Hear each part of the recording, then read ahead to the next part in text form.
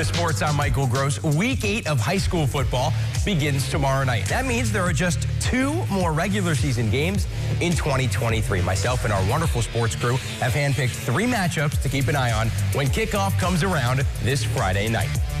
The Huskies take a road trip north to Jasper, where they will link up with the heavy offense of the Wildcats. And, well, those Wildcats had a blunder against Castle last week, but the task at hand won't get any easier in attempting to stop North's run game. And, well, Gibson Southern has been incredibly dominant this season with wins over Heritage Hills and Southridge, but Mount Vernon hungry to end a 2-game losing streak when they host the Titans tomorrow.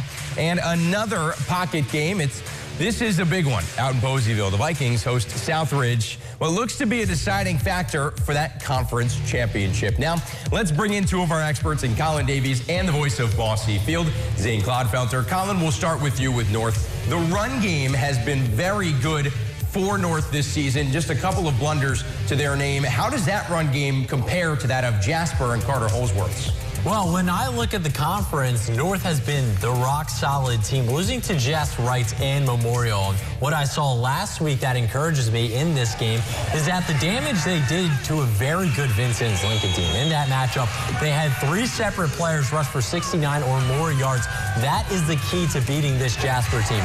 They want to force teams to get impatient, and when they keep pounding the rock, so it's important for North to have sustained drives, and last week was an indication that they can do just that. Colin, it was a heartbreaking finish last week for the Jasper Wildcats after a late fourth-quarter fumble prevented a potential game-tying touchdown against Castle.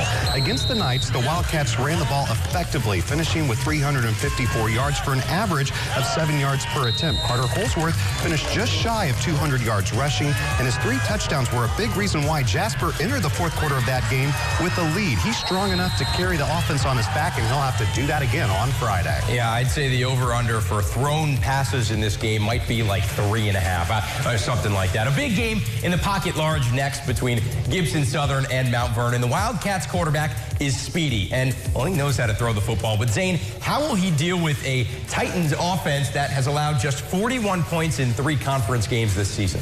Well, Michael, Gibson Southern controls its own destiny as it hopes to win another PAC Big School Division title with just 2 games left in the regular season. Last year, the Titans had little trouble with Mount Vernon, beating the Wildcats by 28 points. Tanner Boyd and Sean DeLong will play key roles if the Titans want to clinch at least a share tomorrow night. Boyd had 280 yards passing last week against Washington, and DeLong was on the receiving end of 83 of those passing yards. Plus, the Titans had 160 yards rushing to balance that offense out. Well, this is a matchup in which Gibson Southern goes down to the river expecting to win big against Mount Vernon. In order to avoid that, the Wildcats need to be able to run and pass with Nico Burnett. Once every few games, Burnett is forced to do too much and has to hold on to the ball to make plays. He won't be able to do that with how good the Titans defense has been. The Wildcats will have to be clicking in multiple facets of their offense to have a shot here. Yeah, that defense just really stout. And the next one, probably the biggest game of the week. In terms of playoff implications, Southridge on the road at North Posey. The winner of this game will certainly hold the conference title. Colin, does the home team have the advantage, or should they be worried about the Raiders coming into town? Well, in this one, it's one of the best matchups of the week, but I think that North Posey has the edge just a little bit. The Vikings are at home and have only looked vulnerable once this season against a then undefeated Heritage Hills squad. They were shut out in that one, and that's the little concern I have. Southridge is strong defensively, and the question is if any solid defensive side can severely slow the Vikings. But other than that one game, North Posey has won by an average of 30 points per game.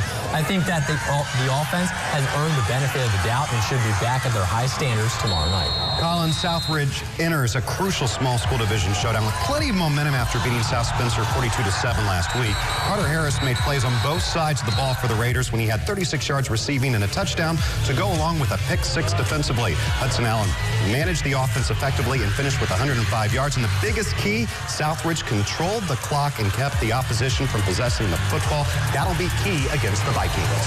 Especially when it comes late in the game. Let's take a look at the numbers between one of the best games of the year in Southern Illinois. KC Westfield, a perfect 6-0.